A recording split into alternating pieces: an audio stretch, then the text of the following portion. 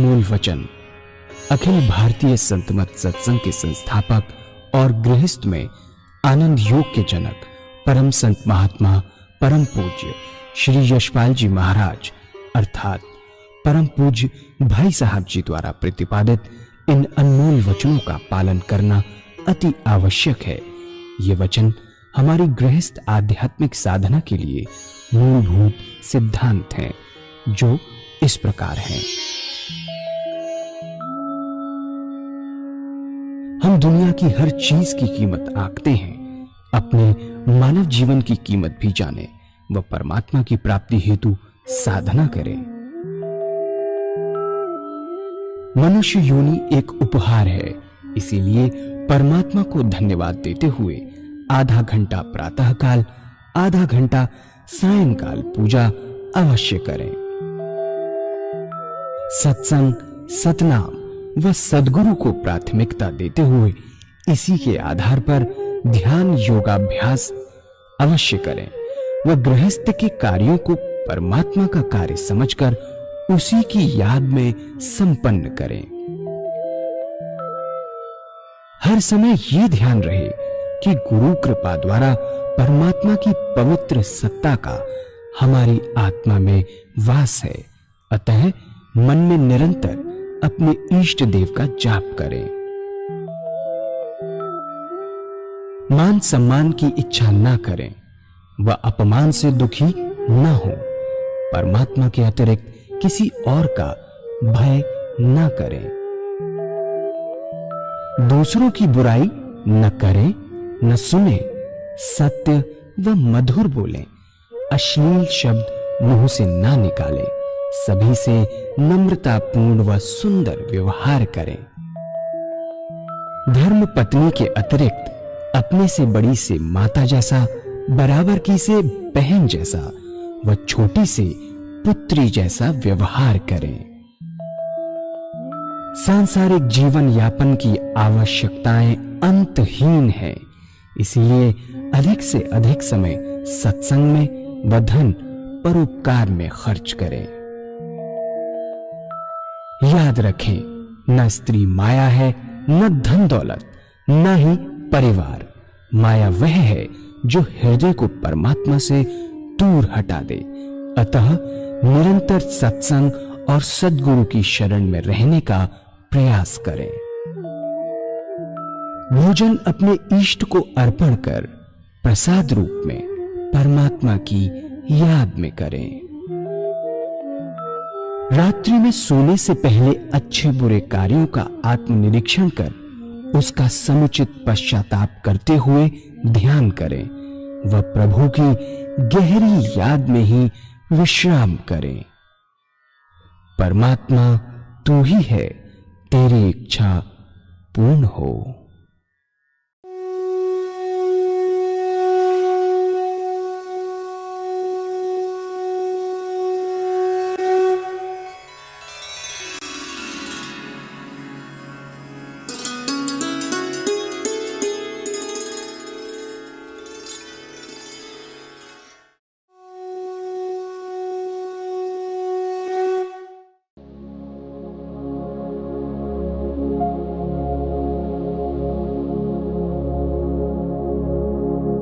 जय सद्गुरुदेव जय पद शरणम श्रेयस्वरूप चरणौ शरणम। ഈ പരിഭാഷ പരം സത്യമായ പരിഭാഷയാണ്.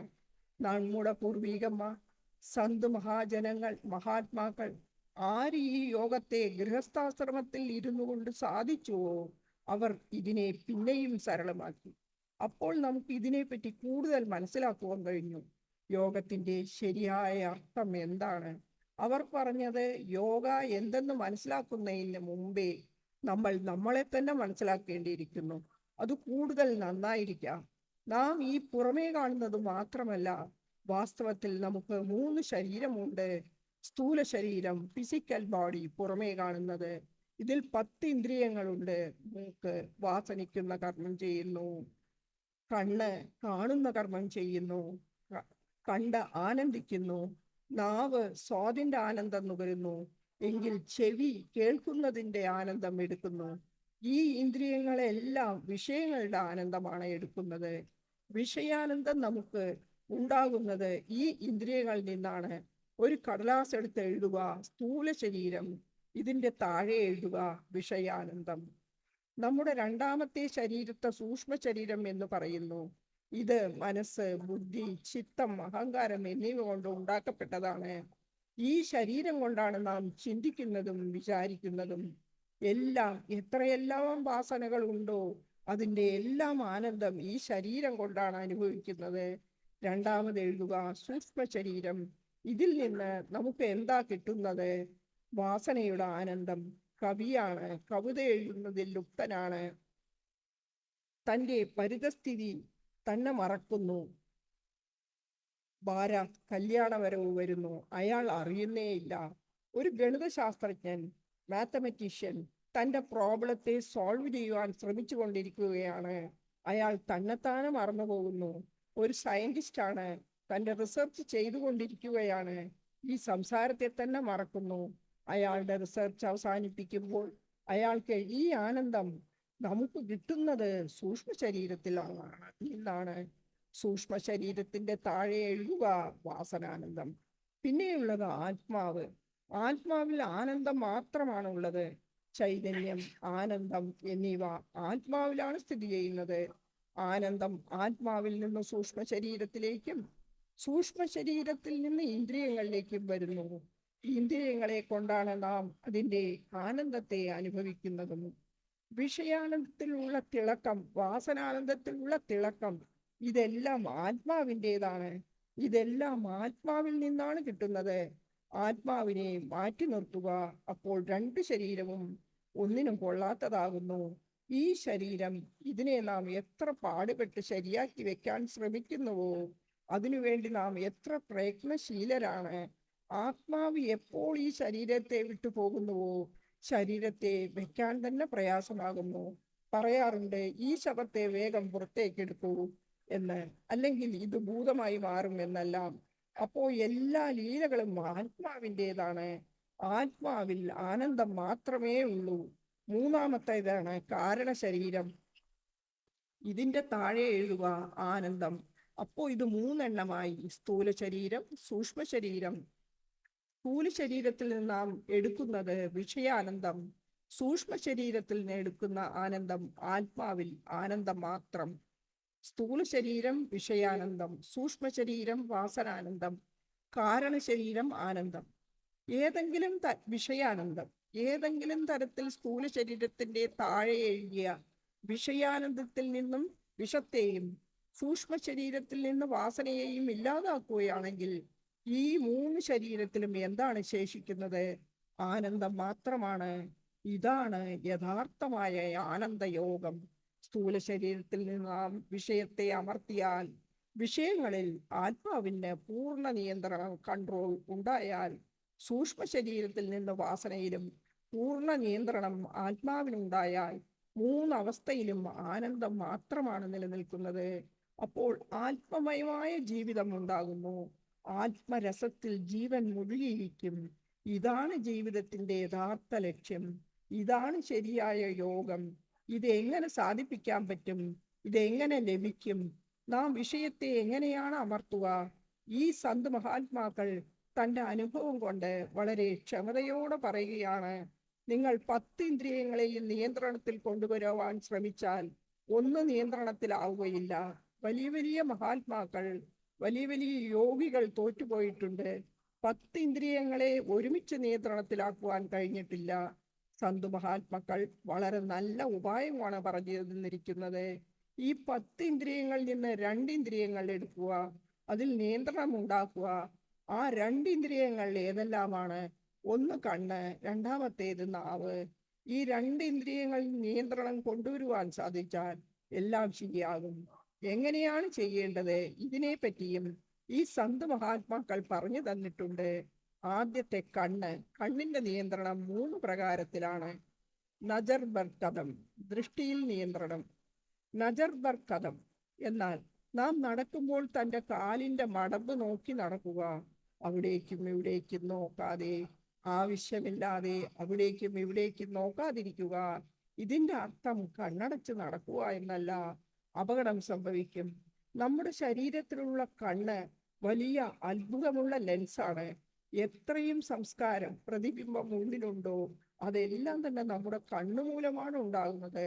എത്ര കണ്ട് നാം അവിടേക്കും ഇവിടേക്കും നോക്കുന്നുവോ അത്രയും സംസ്കാരം നമ്മുടെ ഹൃദയത്തിൽ കൂടുതൽ ഉണ്ടായിക്കൊണ്ടിരിക്കും. എത്ര കണ്ട് സംസ്കാരം അധികമുണ്ടാകുന്നുവോ അപ്പോൾ പൂജയിൽ ധ്യാനം കിട്ടുകയില്ല, ചിത്തത്തിന് ഏകാഗ്രത കിട്ടുകയില്ല. സംസ്കാരം ഉണ്ടാകുന്നത് എത്രയും കുറയുന്നുവോ അത്രയും നല്ല ഏകാഗ്രത മനസ്സിന് കിട്ടും. ഇതിന്റെ താല്പര്യം എന്തെന്നാൽ നമ്മുടെ ഹൃദയത്തിൽ പറ്റുന്നത് കുറച്ച് സംസ്കാരമാണ് ഉണ്ടാകേണ്ടത്. സംസ്കാരം എങ്ങനെയാണ് ഉണ്ടാകുന്നത്? ആദ്യത്തെ ദൃഷ്ടി നിർദോഷമായതാണ്. ആദ്യത്തെ ദൃഷ്ടി ഏതെങ്കിലും പതിഞ്ഞു എങ്കിൽ അത് നിർദോഷമാണ്, അത് ദോഷം ചെയ്യുകയില്ല. പക്ഷെ നമ്മുടെ ഇച്ഛയോടുകൂടെ രണ്ടാമത്തെ ദൃഷ്ടിയാണ് ആണെന്ന് വിചാരിക്കുക. വളരെ സുന്ദരമായ ഒരു റോസാപ്പൂ വിടർന്നു നിൽക്കുന്നു. നിങ്ങളുടെ ദൃഷ്ടി അതിൽ പതിഞ്ഞു എന്ന് വിചാരിക്കുക. ആദ്യത്തെ ദൃഷ്ടി നാച്ചുറൽ, പ്രകൃതിദത്തമാണ്. അതൊരു സംസ്കാരവും ഉണ്ടാക്കുന്നില്ല. വളരെ നല്ലതാണ്. നിങ്ങൾ മുന്നോട്ട് പോകുന്നു. മുന്നോട്ട് പോയ ശേഷം ഉള്ളിൽ ആഗ്രഹം തോന്നുന്നു അതിനെ വീണ്ടും നോക്കുവാൻ. രണ്ടാമത്തെ ദൃഷ്ടി അതിൽ പതിഞ്ഞുവെങ്കിൽ പെട്ടെന്ന് വേറെ ഒരു വിചാരവും വരും, അത് എന്തുകൊണ്ട് പറിച്ചുകൂടാ എന്ന്. സംസ്കാരം എപ്പോഴും രണ്ടാമത്തെ ദൃഷ്ടിയിലാണ് ഉണ്ടാകുന്നത്. ആദ്യത്തെ ദൃഷ്ടിയിൽ ഒരു സംസ്കാരവും ഉണ്ടാകുന്നില്ല. ശാസ്ത്രങ്ങൾ ഏതു വസ്തുവിനെയാണോ കാണരുതെന്ന് വിലക്കിയിരിക്കുന്നത് അതിൽ ആദ്യത്തെ ദൃഷ്ടി പതിഞ്ഞുവെങ്കിൽ ദോഷമുണ്ടാവുകയില്ല. പക്ഷേ രണ്ടാമത്തെ ദൃഷ്ടി പതിയാതിരിക്കുവാൻ പ്രത്യേകം ശ്രദ്ധിക്കണം. ഇതാണ് കണ്ണിന്റെ നിയന്ത്രണം. ഈ സേവകന്റെ ഗുരുദേവൻ തന്റെ ജീവിതത്തിലെ ഒരു സുന്ദരമായ അനുഭവം ഈ സേവകനോട് പറഞ്ഞത് ഇപ്രകാരമായിരുന്നു. അദ്ദേഹം കാൺപൂരിൽ താമസിച്ചിരുന്ന കാലം ഒരിക്കൽ ടൗണിൽ കൂടെ നടന്നു വരികയായിരുന്നു. വളരെ തിരക്കുണ്ടായിരുന്നു. ആയിരക്കണക്കിന് സ്ത്രീ പുരുഷന്മാർ തടിച്ചുകൂടിയിരുന്നു. മാൾ റോഡിലെ ചന്തയിൽ ഭയങ്കര തിരക്കായിരുന്നു. അദ്ദേഹം കുറച്ച് മുന്നോട്ട് പോയപ്പോൾ മനസ്സിലായി എന്താ കാര്യം എന്നും എന്തുകൊണ്ട് ഇത്രയും തിരക്ക് എന്നും ആർക്കു വേണ്ടിയാണ് ഇതെന്നും എല്ലാം പറയുന്ന കേട്ടു. അക്കാലത്തെ ഏറ്റവും സൗന്ദര്യവതിയായ അഭിനേത്രിയുടെ വണ്ടി പോയിക്കൊണ്ടിരിക്കുകയാണെന്നും അവരെ കാണുവാനായാണ് ഇത്രയും ജനങ്ങൾ തടിച്ചുകൂടിയിട്ടുള്ളതെന്നും അദ്ദേഹവും ആ തിരക്കിന്റെ കൂടെ മുന്നോട്ട് പോയി. അഭിനേത്രിയുടെ വണ്ടിയുടെ അടുത്തെത്തിയപ്പോൾ അദ്ദേഹത്തിന്റെ മനസ്സിൽ തോന്നി, ലക്ഷക്കണക്കിന് ആളുകൾ അവരെ നോക്കുന്നു, താനും നോക്കിയാൽ എന്താ തെറ്റ്? എപ്പോൾ വിചാരം ഉള്ളിൽ വന്നുവോ ആ സമയം എന്താ സംഭവിച്ചത്? എന്നാൽ അദ്ദേഹത്തിന്റെ ഗുരുദേവന്റെ പ്രകാശയുക്തമായ രൂപം മുന്നിൽ വന്ന് ഗുരുദേവനെ കണ്ടതോടുകൂടി അദ്ദേഹം പരിശ്രമിച്ചു. മുമ്പോട്ട് നോക്കാതെ ഒരു ഇടവഴി കൂടെ പോന്നു. ഒരു ഷോർട്ട് കട്ടിൽ കൂടെ വീട്ടിലെത്തിയപ്പോൾ അദ്ദേഹത്തിന് അത്ഭുതം തോന്നി. അദ്ദേഹത്തിന് ആശീർവാദം കൊടുത്തുകൊണ്ട് പറഞ്ഞു, മകനെ, ഇതാണ് നജർബർക്കദം, ഇതാണ് നജർബർക്കദം, ഇതാണ് നജർബർക്കദത്തിന്റെ ആശയം. ഇതിനെയാണ് കണ്ണുകളുടെ നിയന്ത്രണം എന്ന് പറയുന്നത്. ശാസ്ത്രങ്ങൾ ഏതൊരു വസ്തുവിനെ നോക്കുന്നത് നിരോധിച്ചിരിക്കുന്നുവോ ആദ്യത്തെ ദൃഷ്ടി പതിഞ്ഞാൽ സാരമില്ല, രണ്ടാമത്തെ ദൃഷ്ടി പതിയാതെ സൂക്ഷിക്കണം. കാലിന്റെ അടി നോക്കി നടക്കുക, അവിടേക്കും ഇവിടേക്കും നോക്കാതെ നടക്കുക. അങ്ങും ഇങ്ങും നോക്കിയാൽ അത്ര അധികം സംസ്കാരം ഉണ്ടാകും. അതിനെ കഴുകിക്കളയുവാൻ വളരെ വിഷമമാണ്.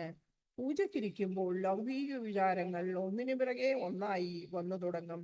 സംസ്കാരം എത്രയും കുറയുന്നുവോ അത്രയും നല്ല ധ്യാനം ഉണ്ടാകും. അപ്പോൾ അധ്യാത്മ മാർഗത്തിൽ ഉയർച്ചയും ഉണ്ടാകും. കണ്ണിന്റെ ആദ്യത്തെ നിയന്ത്രണം ഇതാണ്, നജർ ബർക്കദം. പുതിയ അഭ്യാസികൾ ആര് സാധന തുടങ്ങിയോ അവർക്ക് നജർ ബർക്കദം, ദൃഷ്ടി നിയന്ത്രണം വളരെ ആവശ്യമാണ്. കോഷ് അഭ്യാസി സാധനയിൽ പുരോഗതി പ്രാപിക്കുമ്പോൾ രണ്ടാമത്തെ സ്റ്റെപ്പിൽ 8 മണിക്കൂറിൽ നിന്നും 14 മണിക്കൂറാക്കാൻ ശ്രമിക്കുന്നു. അപ്പോൾ ശ്രദ്ധിക്കേണ്ടത് എന്തെന്നാൽ ഓരോ ശ്വാസത്തിലും ഭഗവാന്റെ സ്മരണ ഉണ്ടാകുക എന്നതാണ്. ഓരോ ശ്വാസത്തിലും പരമാത്മാവിന്റെ സ്മരണയുണ്ടോ എന്ന് ശ്രദ്ധിക്കുക. വൃഥാ സമയം പരമാത്മാവിന്റെ സ്മരണയിൽ വിനിയോഗിക്കുക. അത്തരത്തിലുള്ള സാധകർ ചന്തയിൽ പോകുകയാണെങ്കിൽ ഓരോ ശ്വാസത്തിലും കണ്ണുണ്ടാവുക, ശ്രദ്ധിക്കുക. ഒരു ശ്വാസവും പരമാത്മാവിന്റെ സ്മരണയില്ലാതെ പോകുന്നില്ല എന്ന്. നടന്നു പോകുകയാണ് ഈശ്വര സ്മരണയിൽ ചന്തയിൽ എത്തി. എന്നാൽ ഭഗവത് സ്മരണ വിട്ടേക്കുക, തന്റെ കർമ്മങ്ങളിൽ വ്യാപൃതനാവുക. സാധനങ്ങൾ വാങ്ങിക്കഴിഞ്ഞു, വീട്ടിലേക്ക് തിരിക്കുമ്പോൾ പരമാത്മാവിന്റെ സ്മരണയിൽ തിരിച്ചു പോരുക. ഓരോ ശ്വാസത്തിലും ഈശ്വര സ്മരണ ഇല്ലേ എന്ന് ശ്രദ്ധിക്കുക. കണ്ണിന്റെ നിയന്ത്രണത്തിന്റെ രണ്ടാമത്തെ സ്റ്റെപ്പാണ് പോസ്തർദം, ഖിൽവദ്ദർ അഞ്ജുമൻ. എന്നാൽ ലക്ഷങ്ങളുടെ ഉത്സവമാണ്, സാധകൻ തനിച്ചാണ്. ലക്ഷക്കണക്കിലുള്ള ജനങ്ങളുടെ തിരക്കാണ്, ഘോഷയാത്രയാണ്. പക്ഷേ അയാളുടെ ഹൃദയം തന്റെ പ്രഭുധ്യാനത്തിൽ ആഴത്തിൽ മുങ്ങിയിരിക്കുകയാണ്. അത് അയാളിൽ ഒരു പ്രഭാവവും ചെലുത്തുന്നില്ല. അത്രയും സുന്ദരമായ സ്ഥിതി. പരമാത്മാവിന്റെ കൃപ കൊണ്ട് അത്തരത്തിലുള്ള ഒരു സ്ഥിതിയാകുമ്പോൾ ആനന്ദത്തിന് അതിരുണ്ടായിരിക്കുകയില്ലല്ലോ. എല്ലാം ഏറ്റവും സുന്ദരമായി തോന്നും. അത്രയും ആനന്ദവും അനുഭവപ്പെടും. അതിനെ വർണ്ണിക്കുക ശബ്ദത്തിന്റെ പുറത്താണ്, അസാധ്യമാണ്. ഈ സേവകന്റെ ഗുരുദേവന് ഒരു പ്രത്യേകതയുണ്ടായിരുന്നു. അത് എന്തെന്നാൽ ആദ്യം അത് ചെയ്യിപ്പിച്ച് അനുഭവിപ്പിക്കും, പിന്നെ മാത്രമേ പറയുകയുള്ളൂ. ആദ്യം ചെയ്യിക്കും, പിന്നെ പറയും. എനിക്ക് ഇപ്പോഴും ഓർമ്മയുണ്ട് ജീവിതത്തിലെ രണ്ട് വളരെ സുന്ദരമായ അനുഭവങ്ങൾ. ആ കാലത്ത് അദ്ദേഹം ഏട്ട എന്ന സ്ഥലത്ത് താമസിക്കുകയായിരുന്നു. ഞാൻ ദശമി ദിവസം ഏട്ടയ്ക്ക് പോയി. രാമലീല ഉത്സവം ഉണ്ടാകാറുണ്ട്. വളരെ ജനങ്ങൾ ഒന്നിക്കാറുണ്ട്. രാവണന്റെ പ്രതിമ ഉണ്ടാക്കി കത്തിക്കാറുണ്ട്. കുംഭകർണന്റെ പ്രതിമ ഉണ്ടാക്കി കത്തിക്കാറുണ്ട്. ഒരു വലിയ വേല, ഉത്സവം തന്നെയാണ്. ഞാൻ സദ്ഗുരുവിന്റെ വീട്ടിലെത്തിയപ്പോൾ കുട്ടികളെല്ലാവരും കൂടെ പറയാൻ തുടങ്ങി, ഇന്ന് അവധിയാണ്, രാമലീല കാണുവാൻ പോകാമെന്ന്. മഹാരാജ് പറഞ്ഞു, ശരി, നമുക്ക് എല്ലാവർക്കും കൂടി പോകാം രാമലീല കാണാൻ എന്ന്. ഗുരുമാതാജി ഞങ്ങൾക്ക് എല്ലാവർക്കും രാമലീല കാണുന്നവനായി പൈസ തന്നു, എനിക്കും തന്നു. ഞാനും അവിടുത്തെ കുട്ടി തന്നെയാണല്ലോ. സേവകൻ ആ പൈസ കിട്ടിയത് പൊതിഞ്ഞ് പെട്ടിയിൽ വെച്ചു. സേവകന്റെ വലിയ സൗഭാഗ്യമാണ് ഗുരുമാതാജിയുടെ കയ്യിൽ നിന്നും പൈസ കിട്ടുക എന്നത്. ഇത് ചെലവഴിക്കുന്നത് വലിയ തെറ്റാണ്. പൊതിഞ്ഞെടുത്തു വെച്ചു. രാമലീല മൈതാനത്തിലെത്തിയപ്പോൾ എല്ലാവരും ഓരോരോ വഴിക്ക് തിരിഞ്ഞു. ഓരോരോ തമാശ കാണാൻ പറഞ്ഞത് എന്തെന്നാൽ മഹാരാജിന്റെ കൂടെ ഞാൻ മാത്രമാണ് ഉണ്ടായിരുന്നത്, വേറെ ആരും ഉണ്ടായിരുന്നില്ല. ഓരോരുത്തർ ഓരോ വഴിക്ക് പോയി. വലിയ തിരക്കായിരുന്നു. മഹാരാജ് ഈ സേവകനെ ഒരു ഉയർന്ന സ്ഥലത്തേക്ക് കൊണ്ടുപോയി. അവിടെ നിന്നാൽ എല്ലാ ദൃശ്യങ്ങളും കാണുവാൻ കഴിയുമായിരുന്നു. അവിടെ നിന്ന് നോക്കിയാൽ ആളുകളുടെ ശിരസ് മാത്രമേ കാണുമായിരുന്നുള്ളൂ. ശബ്ദ കോലാഹലം. ചില സ്ഥലത്ത് ബാജീഗർ, പന്തയം, ആണെങ്കിൽ ചിലയിടത്ത് സർക്കസ്, ഊഞ്ഞാല്, കുട്ടികൾ ഊഞ്ഞാലാടുന്നു. ഭയങ്കര ശബ്ദം. തല മാത്രമാണ് കാണുന്നത്. ജനശിരസിന്റെ ഒരു സമുദ്രം തന്നെ.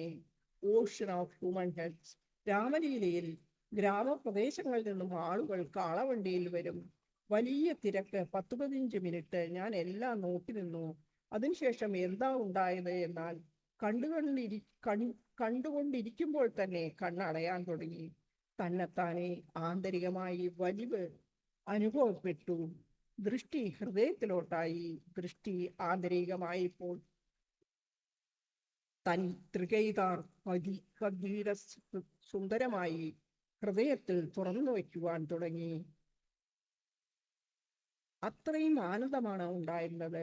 മനസ്സ് തന്നെത്താനെ അതിൽ ഇരുന്നു.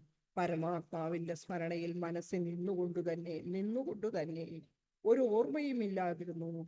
കുറച്ചു കഴിഞ്ഞപ്പോൾ കണ്ണു തുറന്നു നോക്കിയപ്പോൾ തോന്നിയത് എന്തെന്നാൽ ഇതെല്ലാം പാവകളുടെ കളിമാതിരിയാണ് തോന്നിയത്.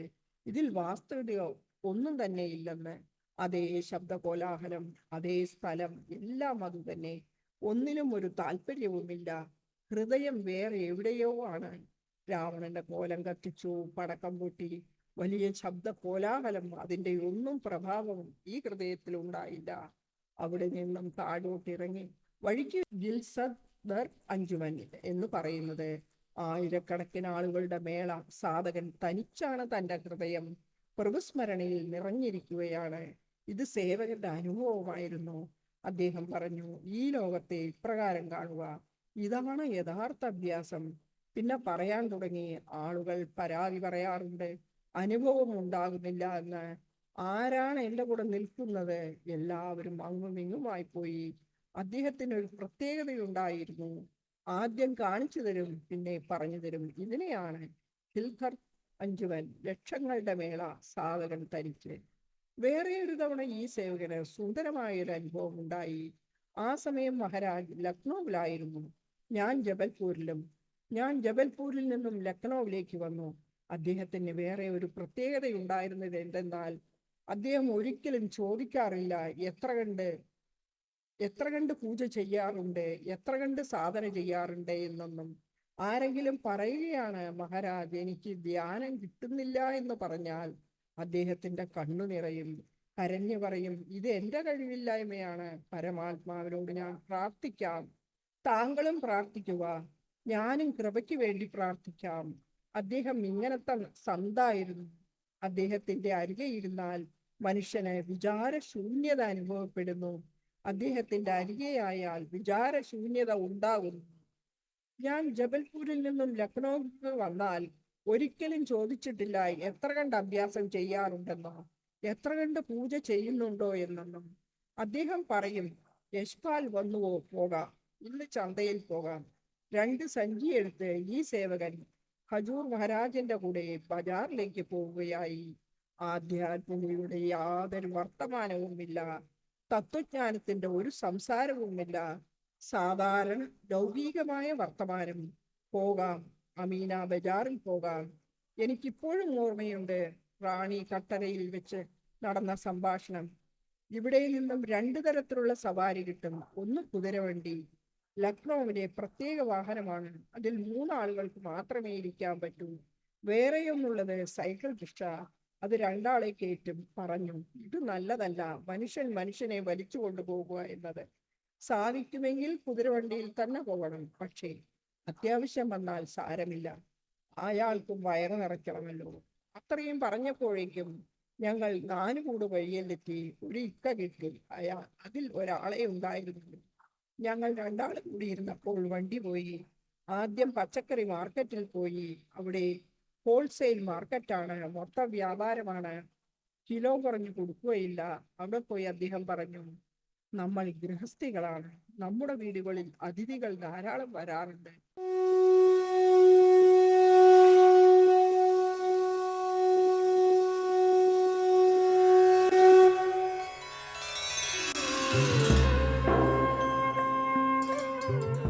ध्यान योग के कार्यक्रम आनंद योग से निशुल्क जुड़ने के लिए संपर्क करें 9810239677।